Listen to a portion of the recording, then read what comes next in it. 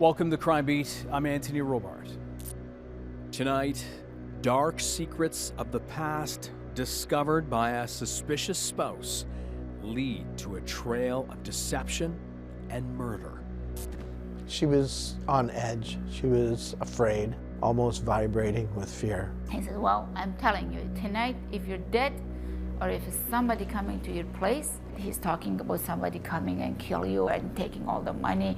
I think it was about 9 shots, and then just the sound of tires squealing as the truck sped away. I just found out my sister has been shot outside of her home. IHIT has been deployed to Coquitlam after a fatal shooting Thursday night. She found hidden in his closet, he had well over 10 cell phones that were all active. Like, he's running so many different fraudulent schemes. He's leading a double life. He chose his victims very carefully. He wears you down to the point where you're not thinking straight. It's like he's the puppet master and you're just, okay, jump how high?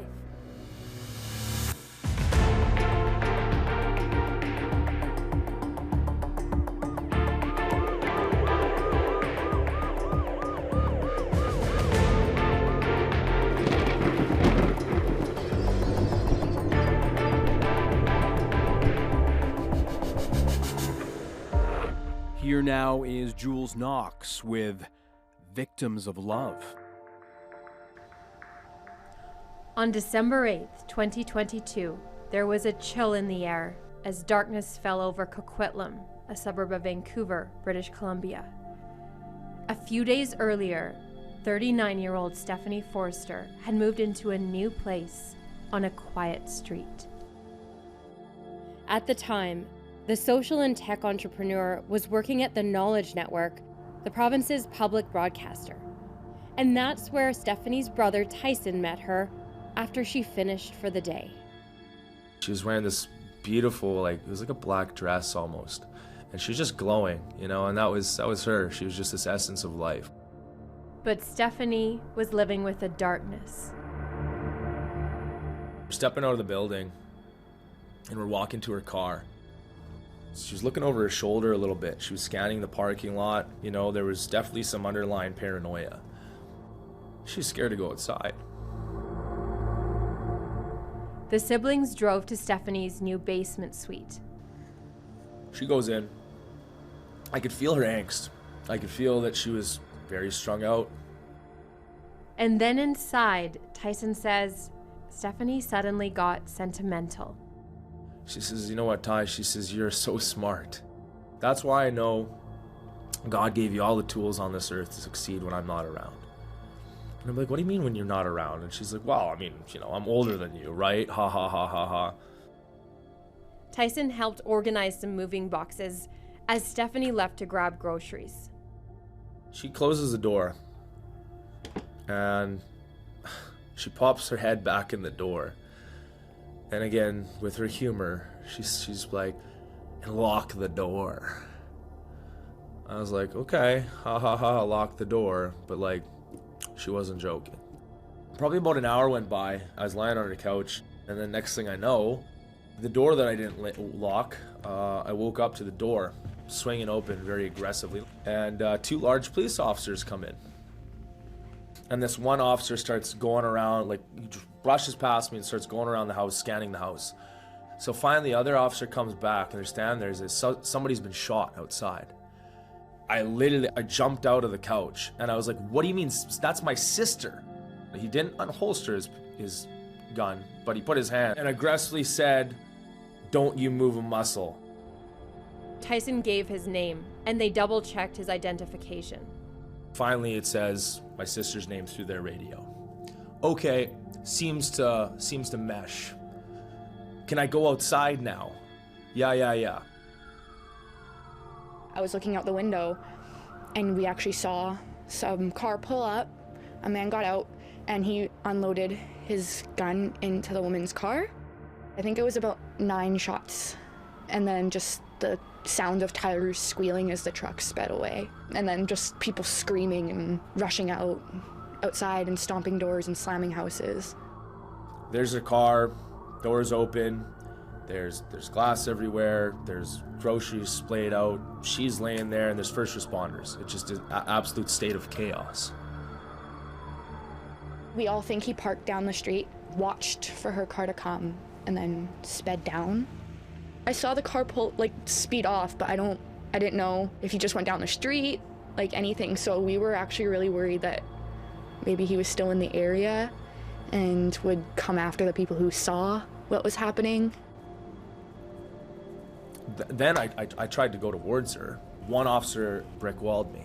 First responders are gonna do everything they possibly can to help your sister. Well, if there's any time that I ever needed a prayer in life, I need anybody for watching this to please pray. I just found out my sister has been shot outside of her home, and I don't know what to do. But please pray. She's on the ground and they're resuscitating her right now, and I don't know what to do. So I'm gonna throw this out there into the universe, and please, everybody, just pray.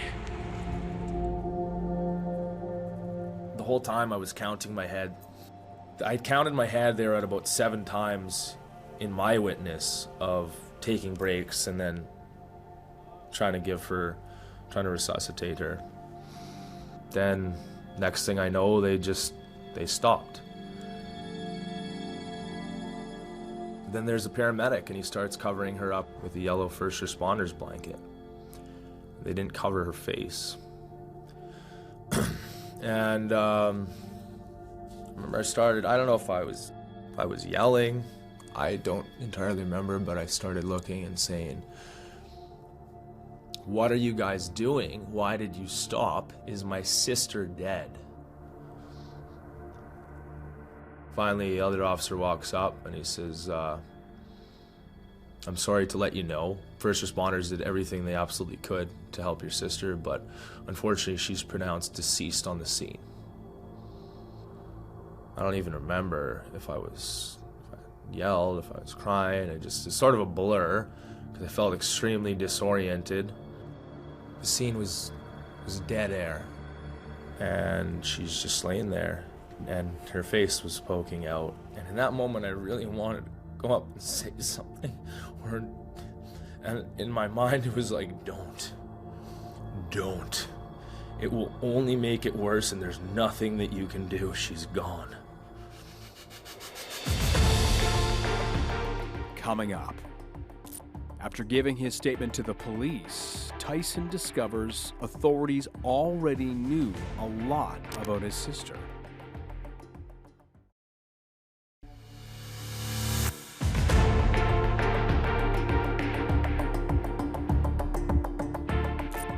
Welcome back. In the months before a woman was gunned down outside her home, she made an alarming discovery. We now return to Jules Knox with Victims of Love. Some people see the world through a different lens, and Stephanie Forster was one of those people. She was a bundle of energy physically and a bundle of energy intellectually. It's just like she never stopped. I met Stephanie when I began working at Knowledge Network. Our cubicles were right beside each other, and we just became fast friends. She had a glamorous look. She had blonde hair, blue eyes, but she really loved bright red lipstick. She was quite glamorous in how she liked to dress, and that just made her pop. When she entered the room, you could see that there was this glam queen, but she didn't have a queen attitude. She showed me some stuff she did in terms of audio-visual work, and it was just like amazing. In their countryside campus. See, yelling is taking place. The excitement in the community is overwhelming. Yeah! She showed me some of her art, and I was just blown away with her painting abilities. She was very passionate about, standing up for people who are outside of society. She really, really did a lot of work for the downtown east side. Back in 2009, I was sort of an avid photographer, and there just happened to be this one event that was coming up. It was called Help Portrait. So that's where I met Steph, and a bunch of us, I remember gathering at a coffee shop. She told us what it was all about. Help Portrait is when a bunch of photographers get together to give back to the community using their time and their equipment and their expertise. For us, it's not just about taking pictures, because we actually are providing clothing outreach services and additional services in regards to plugging people in that maybe want to take that next step to go into recovery. This year we've grown. So much that we had to get a permit from the city of Vancouver to shut down the street. The year that Steph was able to get the city to close that block off, and we had sort of like a mini block party. It was fantastic. It builds self-esteem, reinforces feelings of worth and beauty. It helps people to get outside of a circumstance. So we figured out the mystery of the children's coughing. After the earthquake happened, she was living in Haiti. Tell him I'll pray for him while he sings.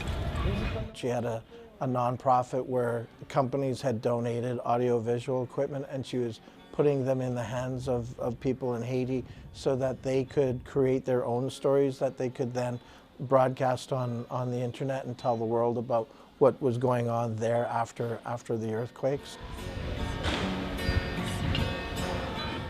And Stephanie earned multiple awards for her humanitarian efforts. I'm a social entrepreneur, and my favorite thing right now is my new tech company. It's humanitarian based, and we've been able to feed a lot of people. After living in Haiti for 5 years, Stephanie eventually moved back to Vancouver. And that's where her world started to close in around her, though few people knew the depth of her fear. I remember clearly one day she'd asked me to walk her to her car in the parking lot. She was on edge, almost vibrating with fear.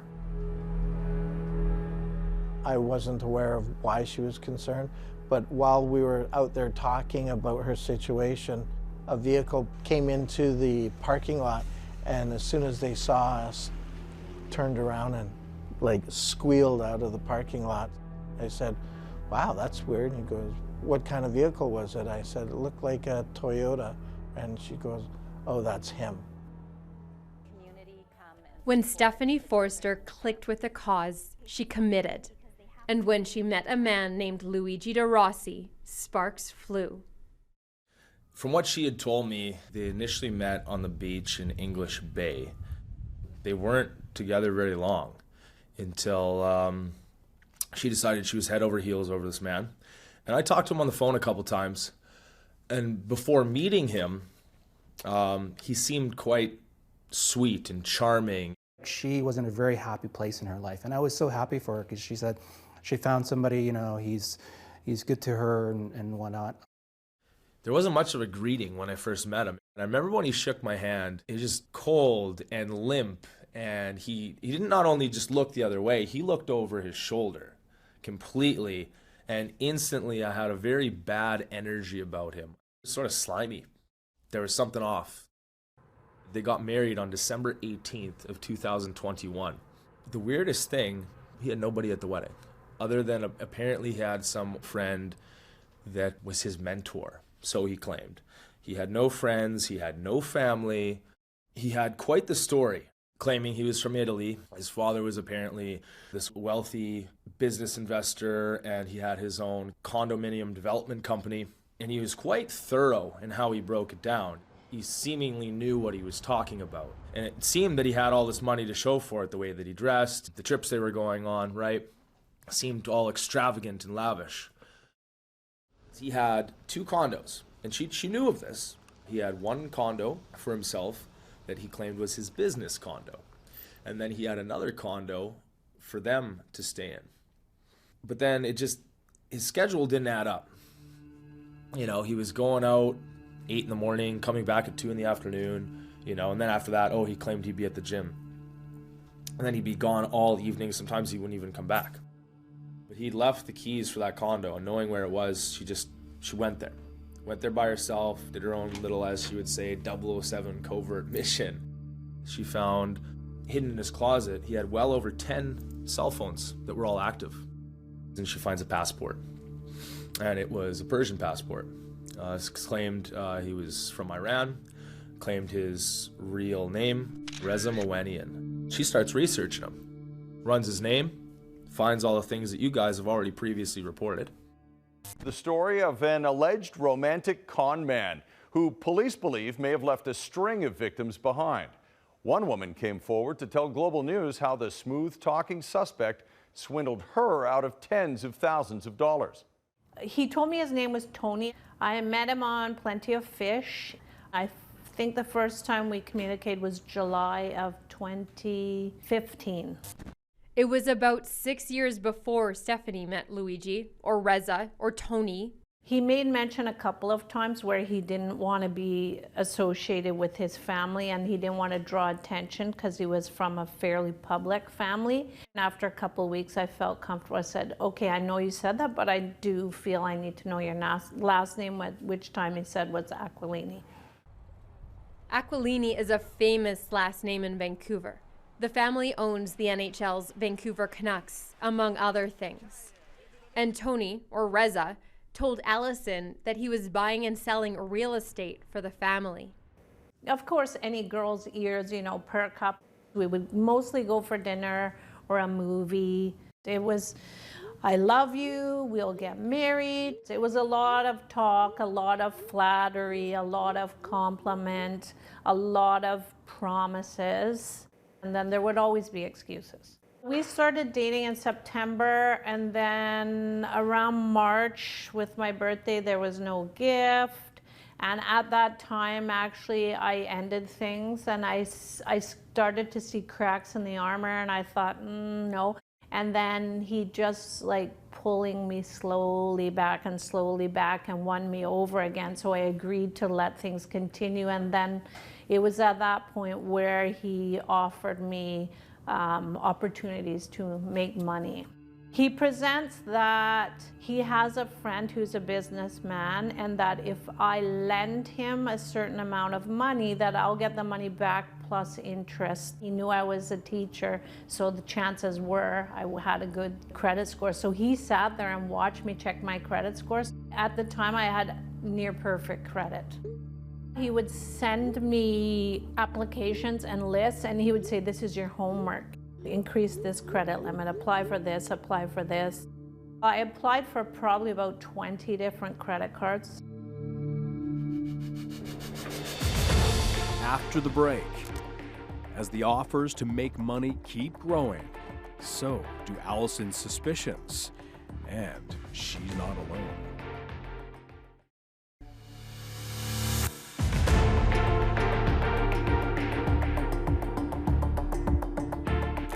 Welcome back.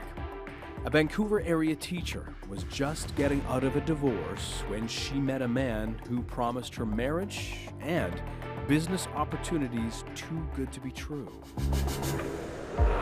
We return now to Jules Knox with Victims of Love. As credit cards started arriving in the mail, Allison Flanagan questioned the boyfriend she knew as Tony about his business plan. Can you explain exactly what this is you're proposing? And I would question the legality of it, and oh yeah, it's completely above board, it's legal. It was like he was always one step ahead of you. He had an answer to whatever question, either that or he'd divert your attention.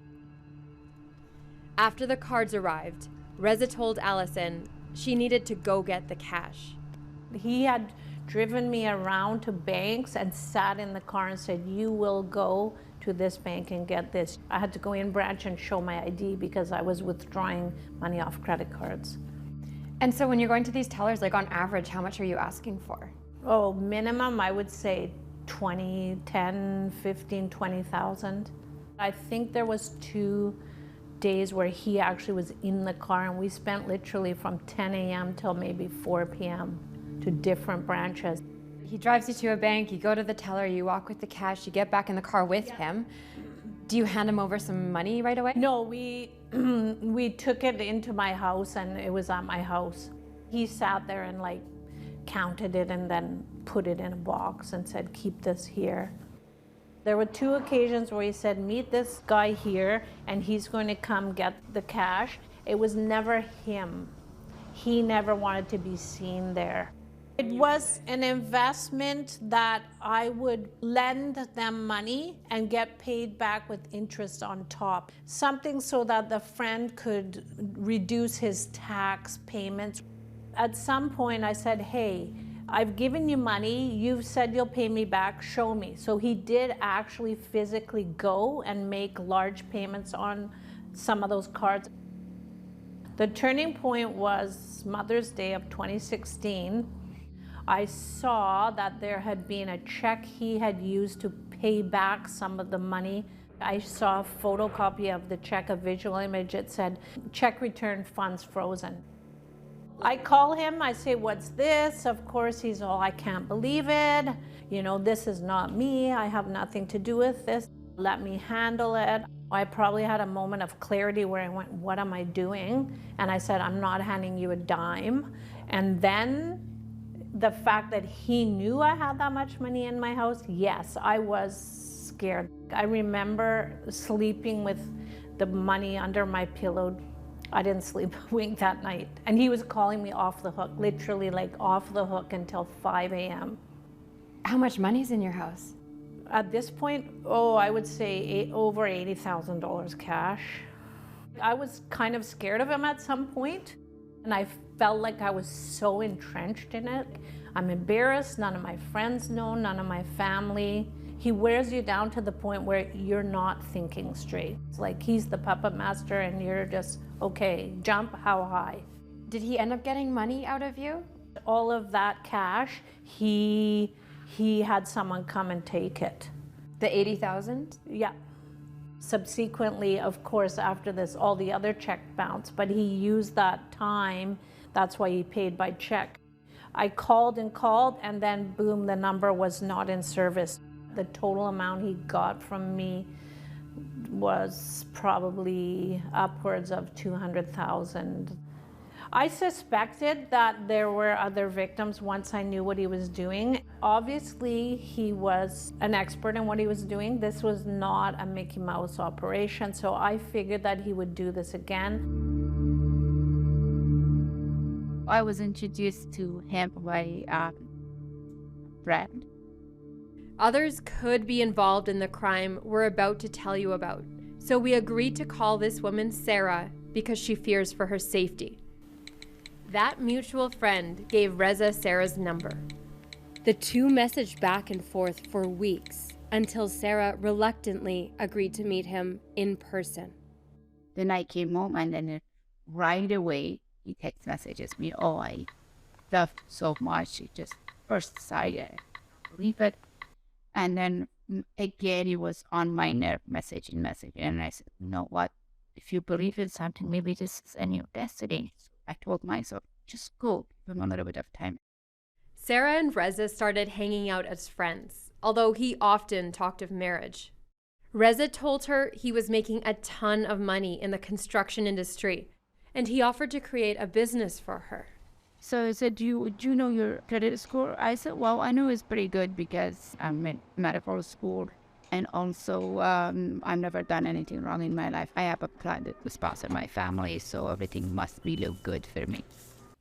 Sarah told Reza she owed about $20,000 on her credit card, but had never made a late payment.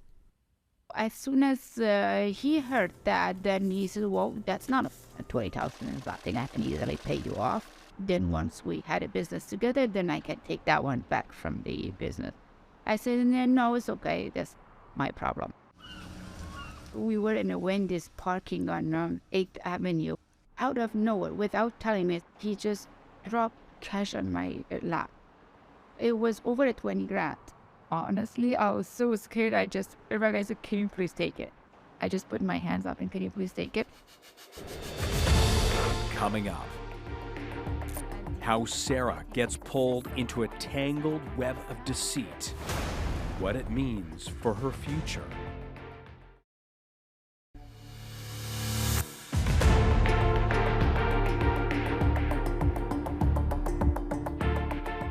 Welcome back. The lure of love and marriage results in yet another woman handing cash over to her supposed boyfriend. We return now to Jules Knox with Victims of Love. To start her business, Reza Mouinian told Sarah that they would withdraw cash advances, keep the money out for a few days, and then put some of it back. He said that would help Sarah build credit so she could get a mortgage.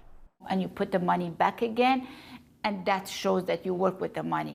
Then we put that one in your account as your down payment, then bank will approve you. Made perfect sense for me. And he said, oh, give me your driver's license, give me your social number, and you don't have to do anything. All I saw, it was a line. It says, you approved.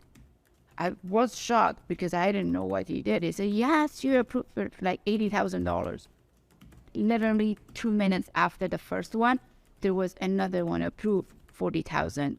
By the time that I was out, it was already 15 banks that he applied. He said, but I've heard if you apply so many times for credit, that's going to affect your credit score. He said, this is online, you didn't sign anything. And I have friends in the credit scores department. I can easily wipe out whatever you want. The credit cards started arriving in the mail. And then Reza said Sarah needed to start withdrawing cash from the bank. Then he drove me to the bank, obviously a couple of the banks that I had a very good record with them, absolutely no problem. Get out $10,000, $10,000, $5,000, no problem with that. The Scotia one was the hardest one because when I walked in to go in, first of all, they look at me very badly and I feel like very embarrassed. And then they did not want to give me that $10,000. It was a lot of pressure by him, a lot of text messages.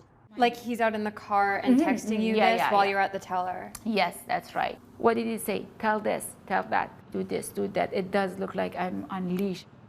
He chose his victims very carefully. Women who he could break down or were vulnerable. In my case, I had just gotten out of a divorce.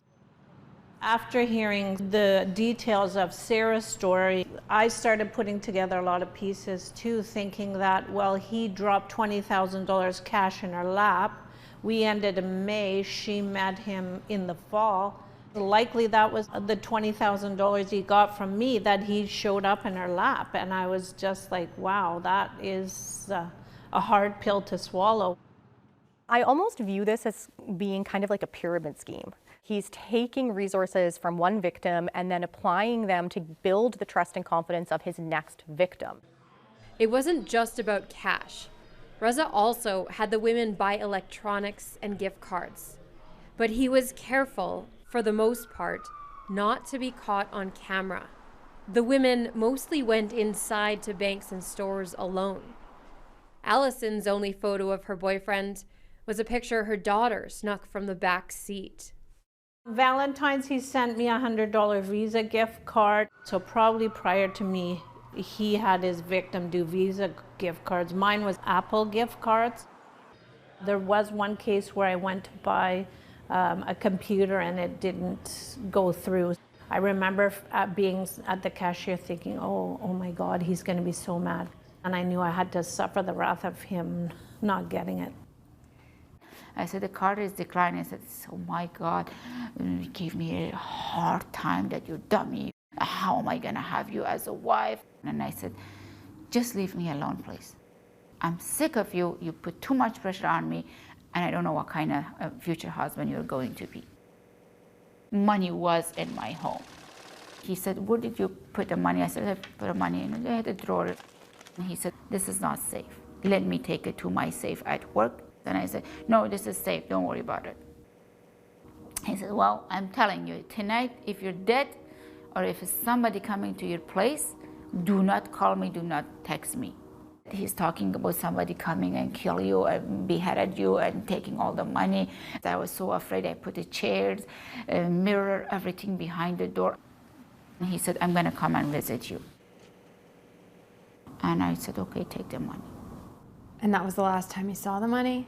Yes, that's it. How much money did he steal from you? Over $150,000 declared in bankruptcy. And this all happened within 48 hours. Yes, the credit, it was only 20 minutes, half an hour, applying for credit card and approval. But taking it out and giving it to him, 48 hours. And your life just totally changed in 48 hours. Yeah, unfortunately.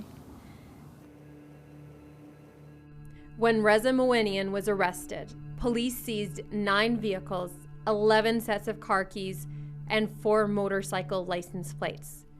And that evidence was connected to some of his other scams and new victims.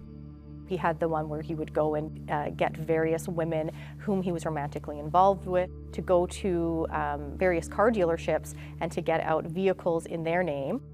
In total, Reza scammed car dealerships out of more than $900,000.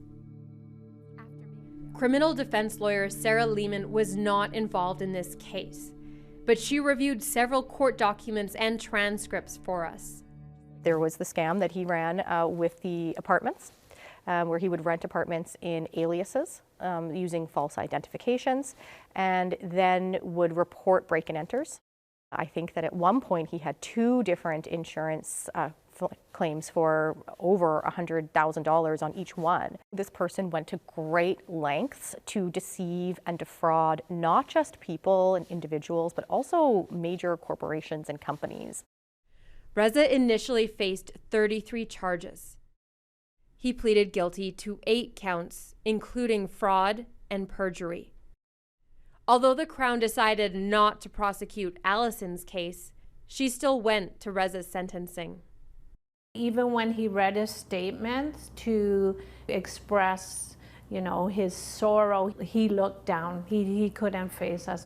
When you read through the court documents, you get any sense of Reza's background in Iran? It seems that his upbringing was marked by abuse. He ends up becoming affiliated with some political groups in Iran that did not carry the favor of the government, and then he ends up being charged with various criminal activities in Iran. He was tortured regularly during his time in custody in Iran. He ended up ultimately fleeing the country.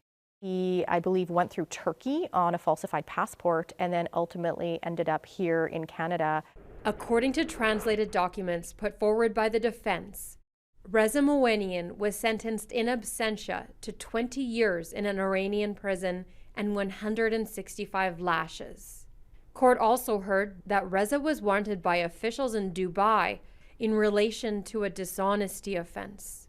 I think what really did stick out to me as being quite surprising in this case was the fact that Reza had a double life on top of all of this. Like, he's running so many different fraudulent schemes. He has all of these different romantic relationships going on with women.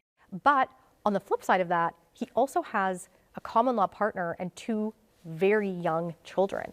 He's leading a double life. In her decision, the judge called Reza's Canadian crimes predatory and venal. In October of 2018, the fraudster was sentenced to 4.5 years in prison. How does 4.5 years less time served match her saying you're a predator who's a danger to women? That was laughable. For Reza, it seems as though he really wasn't all that deterred by any type of intervention that he received from the court system here in Canada. While he was serving his sentence, it seems that he continued on with his dishonesty, seemingly running some minor scams, having people send him money while he's incarcerated for purchases at the canteen and things like that, that really caused the parole board to have significant questions about whether or not he was capable of being released back into society without reoffending again. Coming up, after serving his time, Reza Mouenian is released from prison, and he starts a new life of deceit.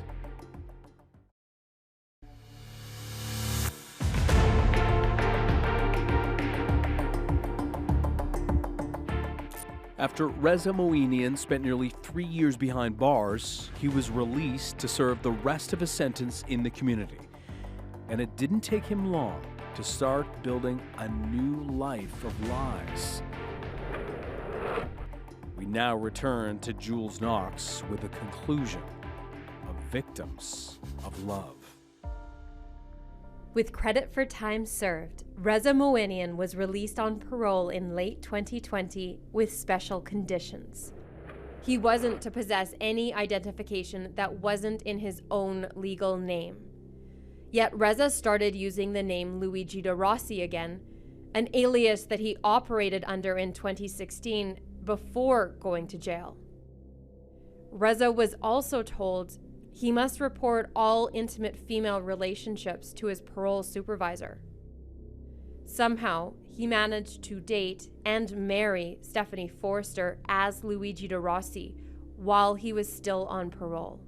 He slipped through the cracks and was able to engage in the exact type of activity and behavior that the conditions were designed to prevent him from doing.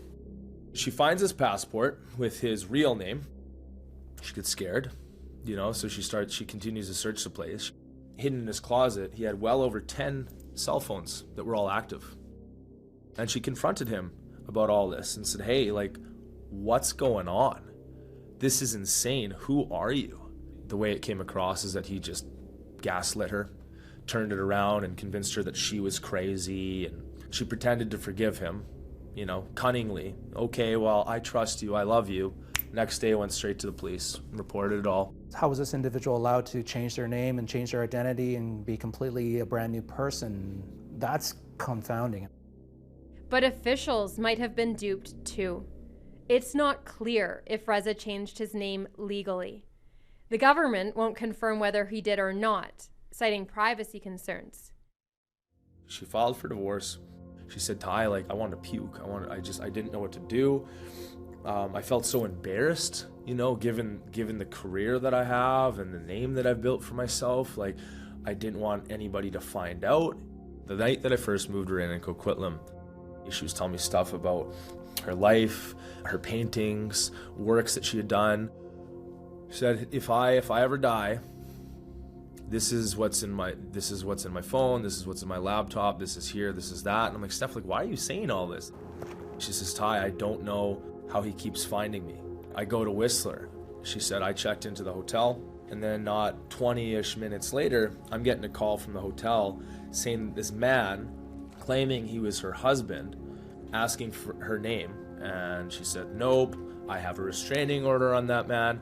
Please call the police instantly. I'm going to leave. So she did. And when she went outside in the parking lot, she seen him standing there, and she said, and I was like, did you say anything to him? Did he say anything to you? She's like, no, he just stared at me. I got in my car and I drove away. And then she drove to the police station, and then by the time they swept the area, he was gone. And this would happen at least once or twice a month. She'd go on about her life and be going to work, and then all of a sudden, boom, he shows up. When she had told me that he had breached the order 4 times, I remarked, because I've covered these cases as a reporter over the years, it pissed me off that, the system wasn't doing more to protect her and other women that are in similar situations. This guy had a criminal record. Why wasn't the restraining order taken even more seriously? She said, I'm fed up. I go to work and I do my job. Why can't they do their job? Why can't they catch this man? She's like, I don't know how he keeps finding me everywhere. He's got to have a tracking device on my vehicle. She said, Ty, actually, before we got married, I found an Apple AirTag in my G-Wagon. But he gaslit her and convinced her that it was his ex-wife put it there.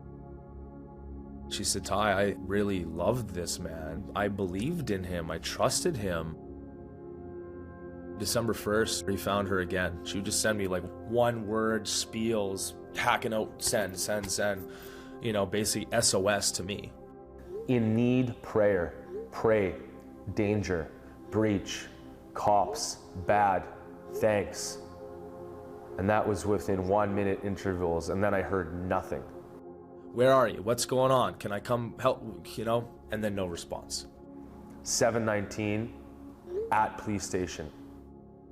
No matter what, don't tell anyone, new address or plans, out of town, all stuff 007, like James Bond, till I get safe. They got to pick him up, meaning they got to find him somehow. Please pray for a miracle. I can't live like this anymore. That was December 1st. It was the last time that he breached until December 8th to her murder, exactly a week after this. I got a call from work saying she was gone. IHIT has been deployed to Coquitlam after a fatal shooting Thursday night around 11 p.m. Police found a woman suffering gunshot wounds inside a vehicle, and they began life-saving measures, but unfortunately she died.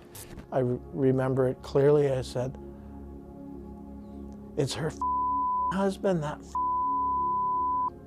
I just knew."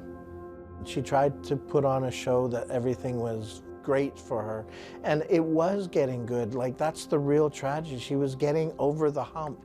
She had moved, she got her own place. Police later said they were familiar with Stephanie's husband and were hoping to speak with him. Less than 48 hours after Stephanie was murdered, officers pulled Reza Moenian over in a traffic stop. The Independent Investigations Office has been called to a violent incident in Surrey's Guildford area this afternoon. It happened near 152nd Street and 100th Avenue. They found him, knew it was him, went to make an arrest. Before they could apprehend him, he shot himself. I'm like, well, if that's not a full admission of guilt, what is? Reza shot himself less than 48 hours after Stephanie was murdered. Is the gun that he used to kill himself the same gun that he used on my sister? They said, you know what, we can't come to that determination yet. It's inconclusive. I thought he was a coward. That was my reaction. He took the cheap way out. Anger, because still he never faced justice. I'm even more angry because Sarah and I brought our stories forward and wanted something to change, wanted justice, and then for something 500 times worse to happen after that is really sickening. Do you think that Luigi scammed Stephanie out of money as well? No, I don't believe that. She's too smart. I think he was attracted to her because of her status. She said after we got married, he believed I was his property. He owned me. Do you think that if charges had been brought forward in your case, this could have ended differently?